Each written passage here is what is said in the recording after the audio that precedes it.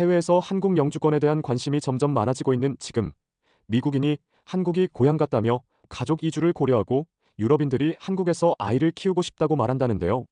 최근 들어 한국으로 이주하고 싶어하는 외국인들의 증언을 들어보면 그들이 한국을 선택하는 이유가 참으로 구체적이고 현실적입니다.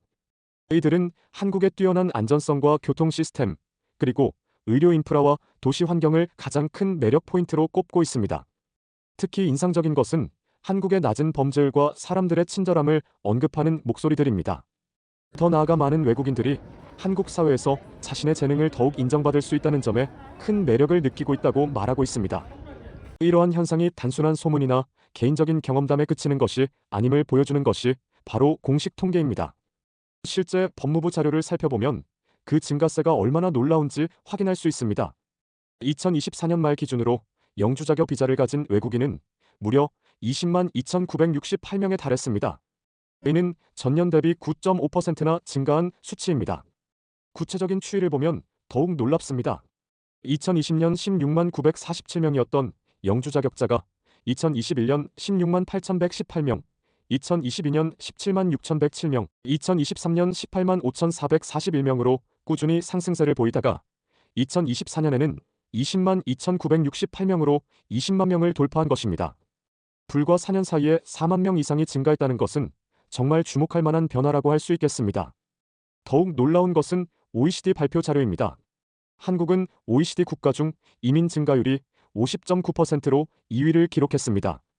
2022년 5만 7,800명이었던 한국행 이민자가 2023년에는 8만 7,100명으로 급증한 것입니다.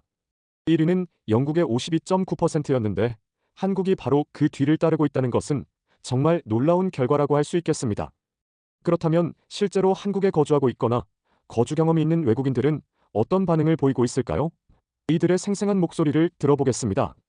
한 미국 남부 출신의 외국인은 이렇게 말했습니다. 저는 한국과 일본에서 2년 동안 살았는데 한국과 일본에도 인종차별주의자들이 없습니다. 저는 미국 남부 출신이라서 친척들을 포함한 많은 인종차별주의자들과 함께 자랐습니다. 그래서 실제 인종차별이 어떤지 알고 있습니다. 미국과 한국의 차이점은 한국에서는 폭력적인 조직화된 인종차별주의 단체, 예를 들면 KKK인 네오나치 등이 없습니다. 미국, 일본, 유럽처럼 사람들에게 신체적으로 해를 끼치려고 하지도 않죠. 새벽 2시에 혼자 걷더라도 아무 걱정 없이 아이를 혼자 학교에 보내거나 강도나 도둑 걱정 없이 산책을 즐길 수 있게 하는 것은 신의 선물입니다. 가능한 한 오래 여기 머무를 겁니다. 또 다른 외국인은 말했습니다. 한국에 산다면 적어도 우리 자녀들은 인종혐오, 전쟁, 폭력 범죄에 노출되지 않을 것입니다. 이런 것들은 다른 나라에서는 거의 불가능한 일이죠. 유럽, 미국, 동남아시아, 인도는 다인종 문제로 인해 폐허가 되고 있으니까요. 2009년부터 한국에 거주한 한 외국인의 이야기도 인상적입니다. 그때는 K컬처가 뜰 걸 예감하고 왔는데 서양 사회의 지나친 자유가 오히려 무기력함을 낳는 것을 보며 한국의 빠르고 목표지향적인 분위기가 더 맞다고 느꼈습니다. 이뤄야 한다는 압박이 저에겐 오히려 동기부여가 됐습니다. 한국의 인프라를 극찬하는 목소리도 있었습니다. 안전함, 빠르고 저렴하며 믿을 수 있는 대중교통, 언제든 쉽게 갈 수 있는 아름다운 등산로까지.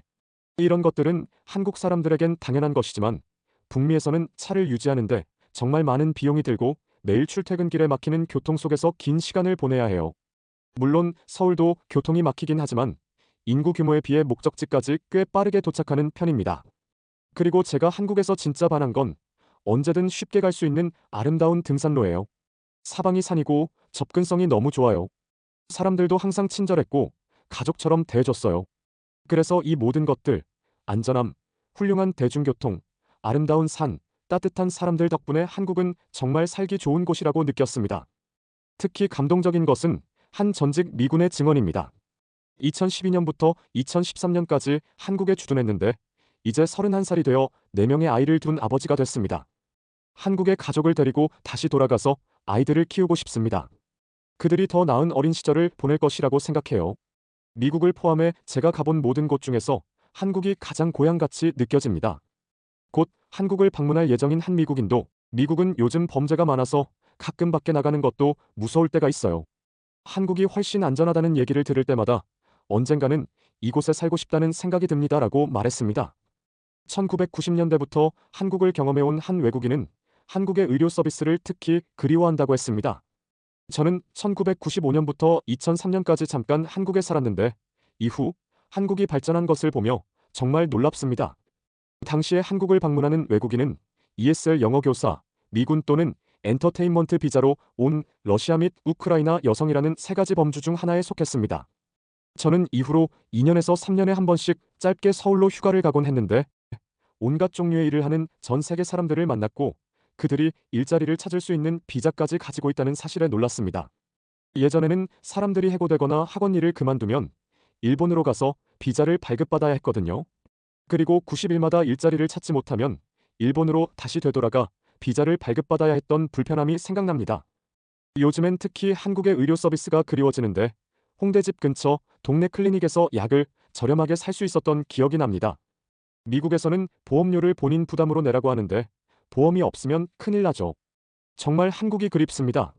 이처럼 다양한 배경을 가진 외국인들이 한국의 안전성, 편리한 인프라, 합리적인 의료 시스템, 그리고 따뜻한 사람들에 대해 입을 모아 칭찬하고 있습니다.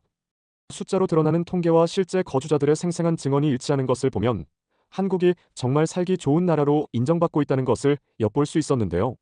여러분들은 오늘 영상 주제에 대해 어떻게 생각하시는지 댓글로 의견을 남겨주시면 감사하겠습니다.